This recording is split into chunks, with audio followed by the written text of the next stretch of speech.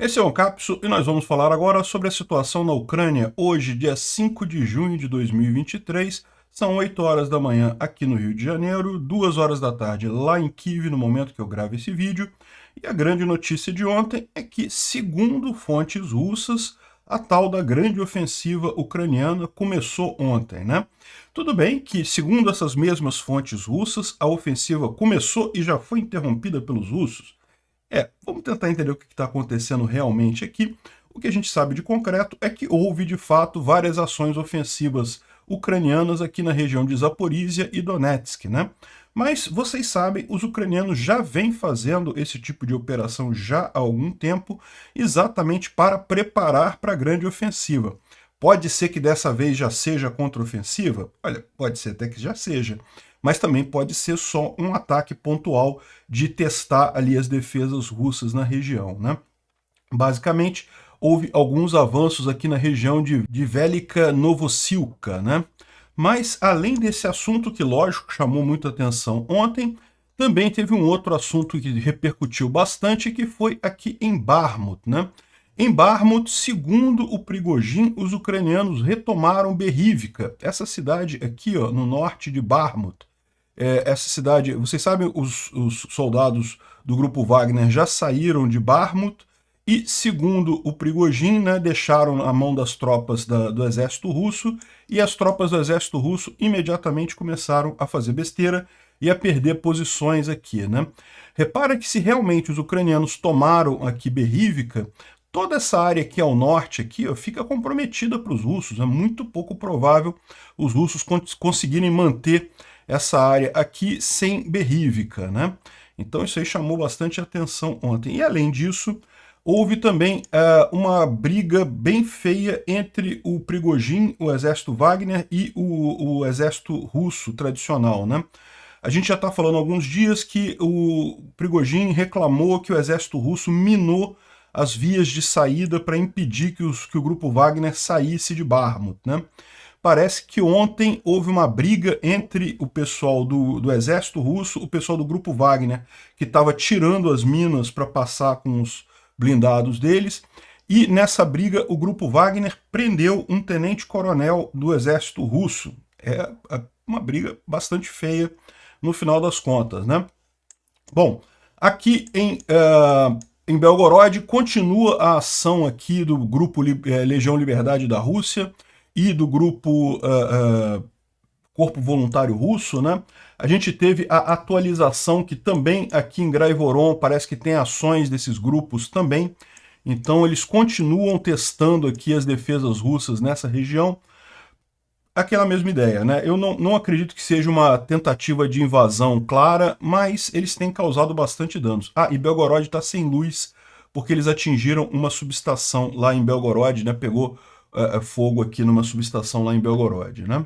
Saiu uma notícia curiosa na imprensa russa ontem, dizendo que o Putin não está mais recebendo relatórios ruins sobre a guerra, informações reais sobre a guerra, né? A impressão que dá é que ele está realmente fora da linha de comando. O Putin não está mandando mais em nada. Será que é verdade isso? E uma outra notícia que surgiu também, muito estranha, o Putin fez um pronunciamento de emergência hoje cedo na televisão, e logo depois o Peskov disse que não foi o Putin, que ele foi um hacking, que fizeram um hacking, que não houve nada na verdade, não teve nada ali. Que situação estranha, né? O que está acontecendo com o Putin lá em Moscou? Vamos falar sobre esses e outros assuntos em detalhes. Essas notícias foram sugeridas por Peter Fala Olha Só, Estação Verão e várias outras pessoas. Obrigado aí ao pessoal que sugeriu a notícia. Obrigado a você que está assistindo o nosso vídeo. Se você gosta do nosso conteúdo, por favor, deixe o seu like e se inscreva aqui no canal, né? Pois bem, antes da gente falar sobre a Ucrânia propriamente dita, vamos dar uma olhada como é que está a nossa arrecadação na nossa vaquinha para ajudar o exército ucraniano. Já estamos em 133%, ou seja, já estamos no 1/3 já do segundo carro. Vamos terminar esse segundo carro até o final do mês de junho, hein, gente? Não deixem de doar. Se você tiver alguma dúvida, no link deste vídeo tem o link para a doação no site e tem o link para o vídeo explicando como comprar Bitcoin e doar, tá? Eu já estou mandando uma parte do dinheiro agora para o Alex Silva começar o processo lá do primeiro carro. para a gente ver se a gente já consegue resolver isso, e até o final do mês de junho eu devo mandar o valor do segundo carro, né? Então é isso daí, conto com vocês, muito obrigado a todo mundo que contribuiu e conto com vocês para contribuírem mais um pouquinho, hein? Bom, antes da gente entrar nos assuntos mais interessantes, só lembrar que sim, teve bombardeio na retaguarda russa em um monte de lugar. Se você olhar aqui no mapa, Mariupol, aqui na região de Mihailivka, e aqui, esse aqui é o de Mariupol, né? Dá para ver aqui muito incêndio. Dizem que, não é nesse tweet que está falando não, mas dizem que é na região da Azovstal, exatamente onde os russos estavam guardando equipamentos pesados e munição e coisa e tal. Parece que está tudo pegando fogo lá, né? Também teve aqui em Volnovakha. Volnovakha foram explosões da defesa antiaérea na cidade. Volnovakha, vocês sabem, é nesse outro lado de cá, aqui em Donetsk, né? Volnovakha tem uma ligação aqui quase que direta com Mariupol, é um retão aqui, ó, entre Volnovakha e Mariupol. É uma cidade muito estratégica e estava sendo atacada ontem também, né? Aqui a gente vê também Mihailivka e, bom, a verdade, como a gente tem dito, é que os ucranianos têm atingido várias posições todos os dias aqui na retaguarda russa, né?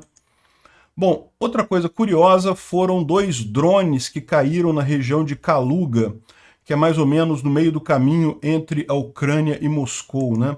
Então aqui tem a imagem de um dos drones, está caído aqui, o drone não explodiu pelo visto. Onde é que é a situação aqui, no meio do... Tá vendo aqui, a Ucrânia está aqui embaixo, Moscou está aqui em cima, Kaluga fica aqui no meio, foi onde aconteceu, onde caíram esses drones, né? Curiosamente, não foram 2, ó, tem um outro drone aqui também, que caiu ali na mesma região, e, bom, não se sabe muita coisa sobre isso. Foi algum ataque que falhou? O que houve? Foram derrubados pela defesa antiaérea? Não sabemos ainda, né? Bom, e além disso, continuam as ações ali da Legião Voluntária, a Legião da Liberdade da Rússia e o Corpo Voluntário Russo ali na região de Belgorod. Ontem eles atingiram uma instalação de energia, né? E isso acabou com um drone, e isso acabou gerando um problema para eles ali, ó, essa instalação elétrica pegou fogo aqui, e isso acabou gerando falta de luz em Belgorod, né? Aqui, à noite, os drones deles destruíram 2 tanques, um BMP-3 e um BRDM, tudo ali na região de Shebekino, ou seja, conseguiram causar bastante dano para os russos ali, né? E aqui um outro ataque que foi feito em Graivoron, né? Então lembra que Graivoron, embora seja na mesma região ali de Belgorod, é outro ponto, né? Aqui Shebekino, onde tem acontecido a maior parte das ações do grupo Legião Liberdade da Rússia e do grupo Corpo Voluntário Russo. Aqui é esse lado, e aqui é Graivoron. Já teve ação aqui também, mas não havia nenhuma recente, então agora tivemos aqui está a imagem de uma grande explosão ali na região de Graivoron. Não sabemos exatamente o que eles explodiram ali. Enfim, o Corpo Voluntário Russo continua sua presença em Novaya Tovojanka, que é essa cidade do lado de cá, né? Aqui um pouco à direita à esquerda de Shebekino, mais a oeste de Shebekino, né? Tem alguns mapas por aí dando a indicação de que já teriam sido conquistadas, que toda essa área aqui, ó, Muron, Novaya Tovojanka e Shebekino já teria sido tomada pelos rebeldes e coisa e tal.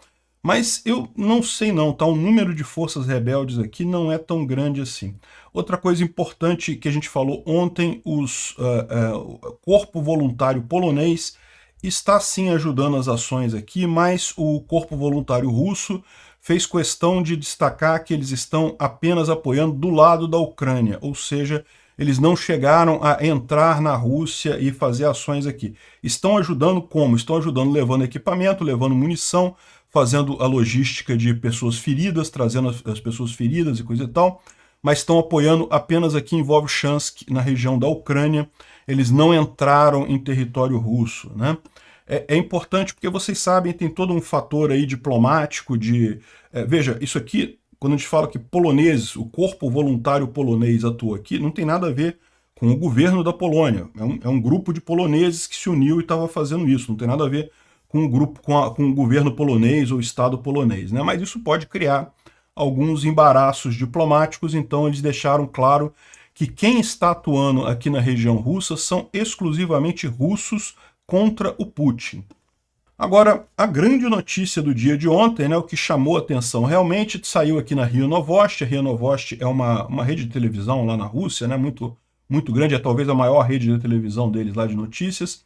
Ele diz aqui que na manhã do dia 4 de junho, ou seja, ontem, o inimigo lançou uma ofensiva de larga escala em 5 setores do fronte, ali na região de Donetsk, e que colocaram o 23º e a 31ª Brigadas Mecanizadas das reservas da Ucrânia. Então seria já a contraofensiva, né? Estão começando ali a contraofensiva, teria começado ontem, né? Eu, sinceramente, estava torcendo para isso começar mesmo, estou ansioso para ver essa contraofensiva começar, mas eu não sei se começou de verdade, tá? A indicação que a gente tem é que eles ainda estavam aguardando alguns objetivos antes de fazerem isso. De qualquer forma, o que ele diz é que houve um avanço ali, eles tentaram fazer um breakthrough nas defesas russas, no ponto ali na região, aqui, ó, deixa eu mostrar para vocês aonde é exatamente que eles fizeram isso, é aqui nessa região aqui, ó, Velika Novosika, aí parece que teve ações aqui em Novodarivka, Neskushte e Novodonetsk, enfim, nessa região toda aqui que teria avançado as tropas ucranianas aqui nessa região, né? Segundo ele disse, a contraofensiva ucraniana já foi frustrada, já mataram 250 soldados ucranianos, 16 tanques, 3 veículos de infantaria, 21 veículos armados e não sei o que lá, e não houve avanço nenhum. E que, olha só, o próprio Gerasimov está ali acompanhando a defesa na região, né? Para você ver, né, cara? O pessoal, quando resolve mentir, mente de verdade mesmo, né? Bom, o que a gente tem de informações de coisas que poderiam indicar de fato que foi a contraofensiva começando, né? E ela pode ter começado também, né? Não quer dizer nada, pode ser que tenha começado de verdade. Veja, isso é um ponto importante, tá? Essa contraofensiva ucraniana significa que os ucranianos agora vão estar na ofensiva, o que significa que eles vão perder muitos tanques, vão morrer muitas pessoas, infelizmente. É da natureza da guerra. Para você avançar, você tem um custo em termos de veículos perdidos, de pessoas mortas, muito maior do que o custo de se defender, né? Então, os ucranianos eles conseguiam até aqui defender-se muito bem e coisa e tal, e causar muitos danos nos russos. Agora que eles vão para a ofensiva, você pode esperar que vai ter muitos veículos perdidos, veículos queimados. Não tem como evitar esse tipo de coisa, né? Mas, enfim, olha só aqui uma coisa que pode indicar que tenha sido mesmo o início da contraofensiva. Os russos dizem que 30 minutos antes do breakthrough ucraniano ali na região de Donetsk, os dispositivos de comunicação deles pararam de funcionar, ou seja, os ucranianos usaram algum hacking para desativar os dispositivos de comunicação dos russos, né? Isso é o tipo de coisa que você esperaria mesmo no início de uma contraofensiva, né? Aqui seria o que eles estão dizendo que avançou, né? Então aqui Neskushne seria uma cidade que os ucranianos chegaram a tomar, eles avançaram aqui até essa nova linha de frente. Novodarivka também chegaram a tomar. Agora, repara uma coisa curiosa aqui, se você comparar esse mapa com esse mapa aqui, tá estranho, né? Porque aqui Neskushne já está com controle ucraniano, Novodarivka também. O fato é o seguinte, o que o pessoal está dizendo é que tudo isso daqui, na verdade, é zona cinza. Não tem domínio de ninguém, não tem domínio russo, nem domínio ucraniano, né? Então, na verdade, essa história de avanço e retrocesso e coisa e tal, meio que não faz muito sentido não, né? Enfim, mas dizem os russos que os ucranianos chegaram a avançar até aqui, já estariam atacando Storojev, Blahodatna e coisa e tal, já tinham deslocado a linha aqui para baixo, né? Só que aí depois eles disseram agora as fontes russas estão... Isso tudo quem está dizendo eram fontes russas, tá? Ucranianos estão em silêncio operacional, não falam nada, não temos nenhuma informação dos ucranianos. Então os próprios russos disseram que os ucranianos tomaram Neskushne e Novodarivka e estariam batalhando aqui, e depois disseram que voltou atrás e as forças russas recapturaram as posições perdidas para os ucranianos. Tem aqui, olha, às 9 horas da noite de ontem, nossos soldados recapturaram e restauraram todas as posições, o inimigo está reagrupando, e os ucranianos estão atacando com a 31ª Brigada, perdas inimigas, né? Inimigo aqui no caso é o ucraniano, né? Então, até uma companhia de tanque, coisa e tal. Enfim, os russos estão dizendo que retomaram tudo no final do dia, os ucranianos chegaram a avançar, tomar as cidades, mas teriam perdido tudo, e, enfim. Mas nenhuma evidência mostrada de nada, né?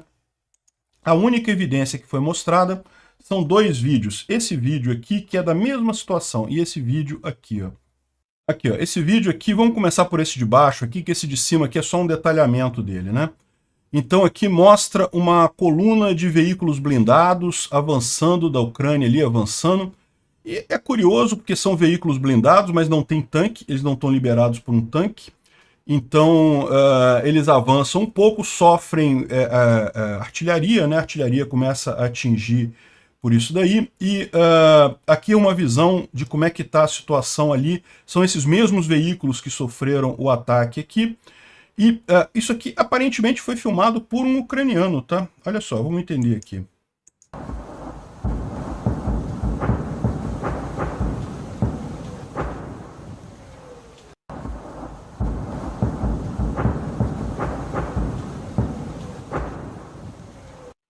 É curioso, porque são veículos blindados, Emirates, né, o A-Max Pro, mas não tem tanque ali para fazer isso daí. Se fosse um ataque real ucraniano, eles teriam usado um tanque no início disso daí, né, no começo desse avanço, e esses veículos aí são veículos tipicamente que vão mais atrás para apoiar o trabalho do tanque, né. Enfim, isso aqui acho que dá para ver bem aqui nesse mapa aqui, ó. Acho que dá para ver bem nesse mapa aqui. Isso teria acontecido nessa região aqui. Os ucranianos teriam avançado aqui em Novodarivka e Neskushne, e também aqui, segundo eles estão dizendo, aqui teriam tomado também Storojev e aqui Novodonetsk, aqui mais a leste, né? Então isso daqui teria acontecido neste ponto aqui, né? Isso aqui, bom, pode ter acontecido realmente, pode ter sido mesmo uma ação da contraofensiva ucraniana e que deu errado, né, que foi repelido pelos russos, olha, pode ser, né, mas me parece muito mais provável que tenha sido aqueles testes que os ucranianos vêm fazendo já há algum tempo, de tempos em tempos eles vão fazendo uns testezinhos aqui, para ver como é que está a defesa russa em cada região, né, então pode ter sido isso, eu acho muito mais provável isso do que efetivamente o início da contraofensiva, né. E também a gente não tem nenhuma evidência de que os ucranianos de fato tenham tomado a cidade, depois sido expulsos pelos russos e coisa e tal.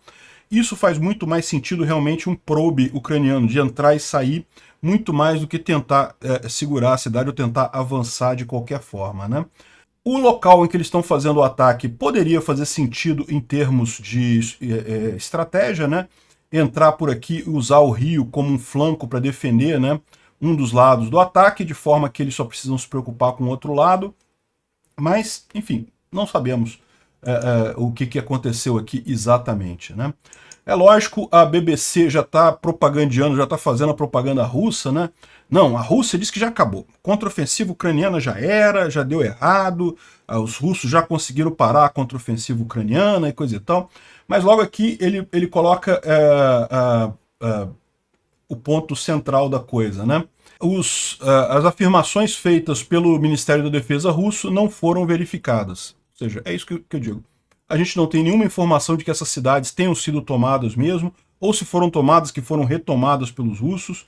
Não temos evidência de nada. Tudo que a gente tem é esse pontozinho aqui do negócio, e como vocês podem ver, tudo isso daqui está na zona cinza. Já era zona cinza antes, continua sendo zona cinza agora, né? Então não tem, de fato, nenhuma grande mudança aqui, né? Outra coisa que tem cheiro de mentira nessa história é dizer que o Gerasimov estava ali na linha de frente comandando as tropas dele, né?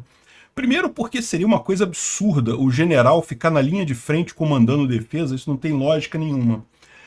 Mas principalmente porque o Gerasimov não foi pouquíssimas vezes lá na frente, na linha de frente, e poucas vezes se falou sobre isso.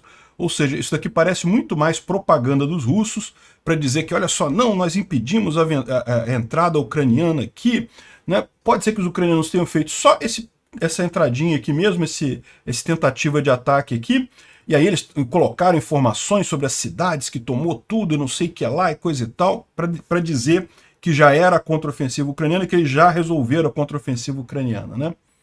Enfim, agora, de novo, hoje cedo, isso aqui, tudo que a gente está falando foi ontem, tá? Ontem, no dia de 4 de junho, ao longo do dia. Agora, hoje, no dia 5 de junho, eles estão dizendo que o Argonzo, que é um blogger militar russo, estão dizendo que tem um novo ataque próximo ali a Velika Novosilka, né? Ou seja, de novo aqui nessa região. E o que ele está dizendo, né? Dessa vez a situação é muito mais perturbadora. As Forças Armadas ucranianas conseguiram fazer um punho muito mais forte, um punho armado muito mais forte dessa vez, né? Muito mais equipamento está envolvido do que no dia anterior. Apenas na região de Golden Niva tem 30 peças de equipamento e a maior parte deles tipo da OTAN. Ou seja, o que pode ter acontecido ontem foi justamente um teste para ver a defesa russa como é que estava na região, para fazer o avanço real hoje. Será que é isso? Pode ser.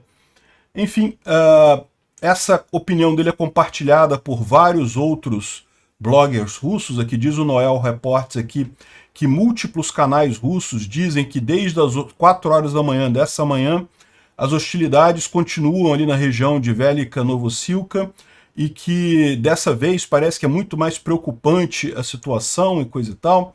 E tem aqui vários bloggers falando com isso, porém todos eles em russo, né? Então a gente não vai saber o que é, né? Enfim, de novo, dos ucranianos a gente não tem informação nenhuma, mas dos russos o pessoal tá com essa preocupação aí de, segundo eles, começou a contraofensiva, né? Também temos a informação aqui do blogger do Alexander Khodakovsky, que também é uma russete, né? Ele está dizendo aqui que a oeste de Vuhledar, o inimigo com forças limitadas, usando até 10 unidades de veículos armados, foram na ofensiva na direção de Golden Niva, Novodonetsk. E até aqui eles tiveram sucesso, né? A segunda parte da noite eles começaram a fazer movimentos, criando a impressão que eles vão continuar a pressão no local que teve a quebra ontem em Velika Novoselivka, né? Aqui é porque às vezes eles escrevem diferente o nome da cidade, os russos botam um zó no meio do lugar, os ucranianos preferem I, mas enfim, mas é a mesma cidade, né? E reconhecimento aéreo mostra um movimento de 30 unidades de veículos armados na área tática, ou seja, ele está falando aqui de Novodonetsk, que é essa cidadezinha aqui, né? Ou se a gente olhar no mapa mais amplo aqui, essa cidadezinha aqui a oeste de Vuhledar, né? Vuhledar está aqui e seria esse campo aqui. Parece que é aqui que eles estão de fato fazendo esse avanço aqui em Zaporizhia, né? E de fato tem uma série de cidadezinhas aqui que eles podem ir tomando ao longo do rio aqui, né? Anulando o problema desse rio aqui na região, ou até usando o rio como uma barreira para facilitar a logística aqui, né? E ele fala daqui de um problema que os russos tiveram, um azar que os russos tiveram também ali na região de Novoselivka. O vídeo mostra as consequências de colocar minas de forma arbitrária na retaguarda, né? Então, numa rota tradicional de grupos que fazem rotação naquela região, o pessoal colocou minas sem avisar, e daí os operadores de drones que estavam retornando acabaram perdendo o carro e 4 soldados, 4 dos nossos melhores especialistas que tinham acabado de trabalhar no site lá em Novodonetsk, com um acidente isso acabou acontecendo na véspera da contraofensiva. Ou seja, repara que isso aqui é o carro totalmente destruído, né? Isso aqui aconteceu com os próprios russos. Os russos botaram minas na retaguarda para impedir o avanço ucraniano. Eles próprios acabaram explodindo nas minas, né? Bom, e aqui o Pace Taiwan mostra pra gente que tem um grupo de comando, né? Provavelmente uma unidade especial de operações especiais ucranianas operando em Cristopilia, que é perto de Tokmak, bem na retaguarda isso aqui, né? Eu não posso tocar o vídeo para vocês porque aparece um monte de gente morta aqui, mas se você olhar aqui em Zaporizhia, né, Aqui é onde estão começando as hostilidades aqui. Tokmak fica mais para cá, mas nada impede de começarem coisas por aqui também. Tokmak fica aqui e Cristopilia fica mais aqui ao norte. Fica mais ou menos no meio do caminho entre a linha de frente e Tokmak, que é a cidade maior aqui. Tokmak é uma cidade muito estratégica, certamente, se os ucranianos pretendem seguir neste caminho aqui, é uma cidade que eles vão ter que tomar, né? E o fato de terem forças especiais ucranianas aqui nessa região é realmente preocupante para os russos aqui, né? Outra informação que foi liberada, dessa vez foi liberada pelos ucranianos mesmo, pelo Alexander Sisky, que é o comandante das forças terrestres da Ucrânia, né? Os ucranianos avançaram 400 metros na região lá de Svatov, né? Essa região aqui. Svatov fica aqui em Luhansk, mais ao norte. Essa linha de frente que tem tido batalhas com frequência, não está parada não, e parece que os ucranianos avançaram ontem alguma coisa por aqui, né? Agora, o ponto que chamou mais atenção ontem em termos de informações sólidas mesmo é em Bakhmut, né? Em Bakhmut, vocês sabem, os russos conquistaram a cidade de Bakhmut, mas o grupo Wagner decidiu sair daqui, né? Então o grupo Wagner abandonou Bakhmut e, em tese, toda a defesa da cidade, inclusive dos flancos, foi assumida pelo Ministério da Defesa russo, né? E já há algum tempo a gente tem ouvido informações de que a defesa está muito ruim, que os flancos estão cedendo, que os ucranianos já estariam atacando aqui em Klishivka. Enfim, e a informação que a gente teve agora é que, segundo o Prigozhin teria falado que os ucranianos retomaram parcialmente Berivka. Berivka é essa cidade aqui, ó, é uma cidade muito importante aqui para a região, né? Por quê? Porque por ela passa todo o apoio para essa região toda aqui ocupada pelos russos, né? Se realmente os ucranianos conseguirem tomar a cidade de Berivka, esse flanco todo russo aqui perde a sustentação dele, fica muito frágil para ser mantido, né? Alguém perguntou aqui para o Prigozhin, né? Houve informação na mídia que houve um reagrupamento de forças russas lá na região de Berivka. Você pode comentar nisso daí? E o Prigozhin disse, boas notícias para os homens barbeados, né? O Shoigu, as tropas do Shoigu realmente reagruparam ao longo do reservatório de Berivka. Eles disseram que fizeram isso para proteger a cidade de Berivka, porque eles tinham posições muito favoráveis ali, e era tão legal, tão boas as posições, que a cidade de Berivka já foi perdida.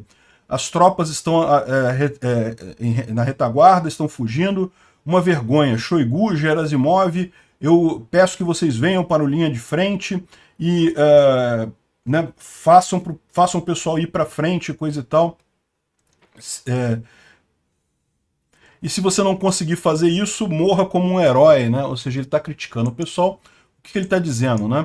A cidade de Berivka está aqui e o reservatório de Berivka é esse daqui.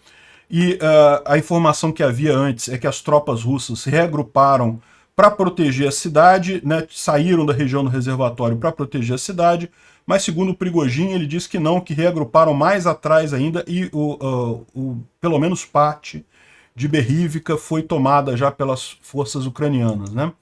E aqui a gente tem uma informação aqui, ó, que vindo de ucranianos, em que ele diz que não pode falar nada muito sério, mas dá algumas dicas aqui interessantes, né? O flanco norte dos russos está em pedaços e nesse momento existem batalhas no vilarejo de Berivka. Ainda não começou, tá? Ou seja, o cara está dizendo que não começou ainda a ofensiva ucraniana ali na região. É apenas uma melhoria na nossa posição tática para permitir ações posteriores. Mas nós trabalhamos em 3 direções, norte, sul e na cidade, e tivemos sucessos. Bom prognóstico. A propósito, existe também sucesso parcial na cidade, mas eu não posso falar, pô, o cara está falando tudo aqui, não posso falar, mas... Bom, não está dando detalhe, né? Está falando só que teve sucesso na cidade. Na cidade, eu entendo que é em Bakhmut, né? Como eu disse, corram porque está todo mundo muito nervoso. Grande abraço para todo mundo e coisa e tal. Enfim, o que ele está dizendo é que nessa região aqui de Berrívica, eles estão atacando nessa região e já tomaram uma parte da cidade, mas que ainda não é a grande ofensiva deles aqui, ainda não começou a contraofensiva. Eles ainda estão melhorando as posições estratégicas para o início efetivo, né? E teve avanço aqui na cidade também.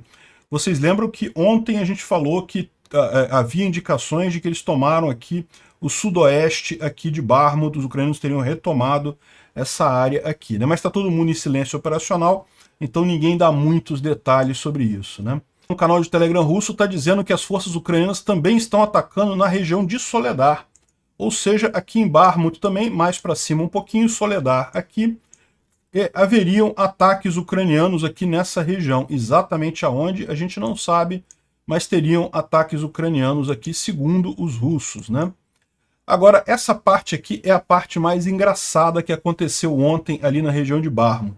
Como vocês podem ver, isso daqui é o pessoal sappers, né, o pessoal deminador lá do grupo Wagner, tirando minas que teriam sido colocadas pelo exército russo, justamente no caminho de saída do grupo Wagner, né? Então o pessoal está fazendo uma tarefa aqui de tirar essas minas ali da região, aqui, ó. As tropas do Ministério da Defesa russo abriram fogo no grupo Wagner quando eles estavam saindo de Bakhmut. Então, aí eles estavam tirando as minas para poder sair ali de Bakhmut, e aí os russos teriam atirado nesse pessoal que estava fazendo isso, né?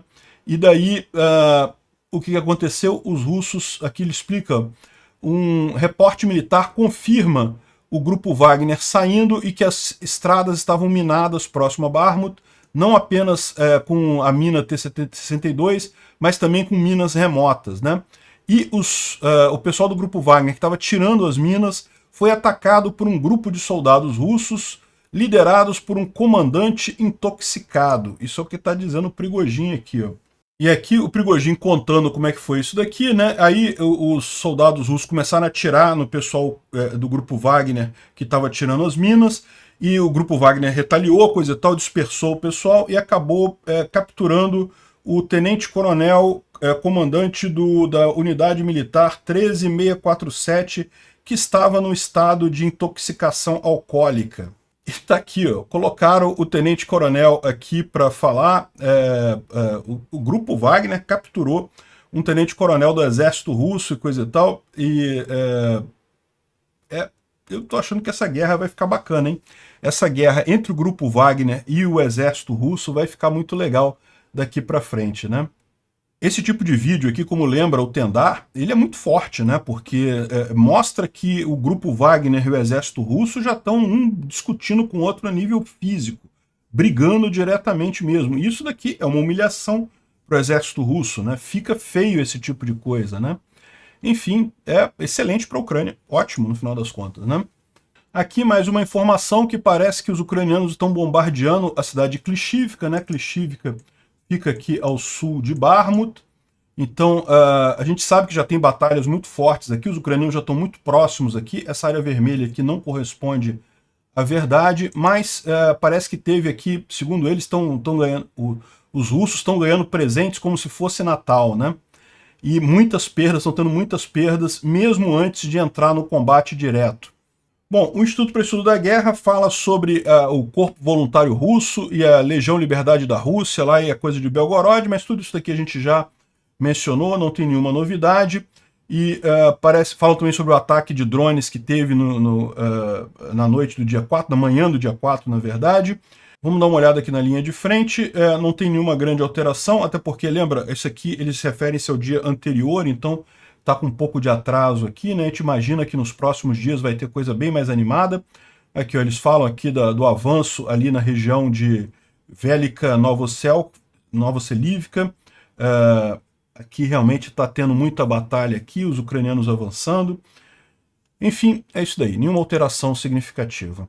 Bom, a Europa viu ontem várias manifestações, né? Aqui na Suécia, um grupo de pessoas prestou solidariedade ao PKK, que é um grupo na Turquia que é considerado um grupo terrorista. Lembra que tem a preocupação da Turquia com a Suécia entrar na OTAN era justamente porque existem alguns guerrilheiros, alguns soldados desse grupo PKK que fugiram para a Suécia e conseguiram asilo político. O governo sueco já extraditou os principais líderes desse grupo para a Turquia, que era justamente o principal motivo para a Turquia impedir a entrada da Suécia na OTAN. E aí teve uma manifestação lá de um monte de gente apoiando o PKK, né? Não quer dizer nada isso daqui. O que é isso daqui? O pessoal está explicando. É um bando de esquerdista que está querendo criar problemas para o governo sueco e, assim, acabar com a entrada da Suécia na OTAN. Então a esquerda não quer que a Suécia entre na OTAN, e aí está fazendo esse tipo de coisa. Mas, na verdade, eles nem sabem quem é o PKK, nem sabem onde fica... Aqui, ó. Essas pessoas nem sabem o que é o PKK ou o que a Turquia é, né? Estão só querendo criar confusão. Típico de esquerdista isso, a gente sabe como é que é. Aqui também teve um discurso do Olaf Scholz muito bacana, e algumas pessoas na plateia criticaram ele por ele estar... chamaram ele de warmonger, né? Ou seja, incentivador da guerra, pela Alemanha estar dando armas para a Ucrânia e coisa e tal. E aí ele respondeu, warmonger? Primeiro, o grande warmonger é o Putin. Ele que invadiu a Ucrânia com 200 mil soldados. E a verdade é essa, né? O pessoal está ajudando a Ucrânia, não está aumentando a guerra. Quem está fazendo a guerra é a Rússia. A Rússia quer acabar com a guerra, é só tirar os soldados russos da Ucrânia, acabou a guerra. Quem está ajudando a Ucrânia a se defender não está querendo guerra, está querendo a paz, está querendo o fim dessa guerra. A única maneira disso é a derrota da Rússia, não tem outro caminho para a paz que não seja esse, né? Então foi muito bacana o discurso do Scholz. Kriegstreiber ist Putin. Ist mit 200.000 Soldaten in die Ukraine eingemarschiert. Hat noch viele mehr mobilisiert. Hat das Leben seiner... Enfim, ficou o cara falando sozinho lá, o pessoal aplaudindo o Olaf Scholz, que está evidentemente do lado certo dessa história, né? Aí, aqui também teve uma grande marcha de oposição lá no centro de Varsóvia. Olha só, eu estou reconhecendo isso daqui, é bem no centrinho de Varsóvia mesmo. Uma grande marcha da oposição lá em Varsóvia. Vocês sabem, o governo polonês é um governo de direita, então teve uma grande marcha lá de oposição, mas fiquem tranquilos porque a oposição na Polônia também apoia a Ucrânia. Os dois lados apoiam a Ucrânia, então não tem, esse ponto não se discute lá, né? Outra informação interessante é que saíram informações sobre um projeto de inteligência chamado Black Box, que teria causado 700 milhões de dólares de dano à Rússia no último mês apenas, né? Ninguém sabe o que é o Black Box, o que eles fazem, qual que é o objetivo, como é que é feito, mas os resultados parecem ser bastante interessantes, né? O resultado pode ser visto em centros de logística, hubs de transporte e lugares em que equipamento militar estava concentrado. Será que esse monte de incêndio que tem na Rússia, na verdade, não é acidente mesmo, né? Não sabemos, né? Saiu ontem uma fake news na The Economist. Fake news por quê? Porque eles acreditaram no número que a Rússia está falando, né? A The Economist diz que a Rússia gastou só 3% do GDP dela na guerra da Ucrânia, o que é absolutamente bullshit. Muito mais, né? Aí isso aqui é o gráfico que mostrou a The Economist para dizer que não, que a Rússia não está em guerra, ela só usou 3% do orçamento dela na guerra, o que é totalmente sem sentido. Um jornal lá da Rússia está dizendo que Putin parou de receber relatórios de notícias ruins, particularmente sobre a guerra, porque ele está deixando extremamente irritado, né? De acordo com uma pessoa familiar com a situação, o Putin reagiu a relatórios que contêm a exata situação do que está acontecendo. Ele disse ao repórter que o repórter estava sob influência da propaganda ocidental. Ou seja, o repórter estava falando a situação que está acontecendo na guerra, e o Putin disse que não, que ele tem repórteres que dizem que não é isso não. Isso é propaganda ocidental, né? E que estava escurecendo as nuvens, né? Estava tornando, enfim, estava falando desinformação.